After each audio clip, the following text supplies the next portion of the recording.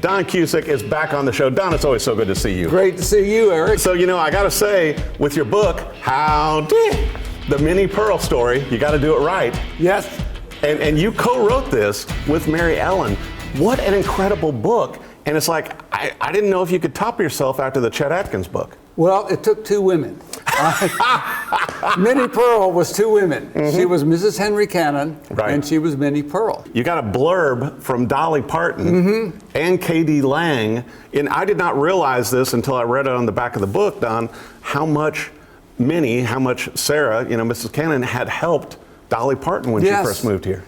Dolly was pretty, when I asked about, doing a little blurb for the book, mm-hmm, and I happened to say, and if you want to write a whole chapter, or you want to write a whole introduction, we wouldn't mind that. And she got back to me fairly quickly, because, mm-hmm, it meant a lot to her. Right. It wasn't just, I'm doing you a favor. Mm-hmm. It's like, this means something.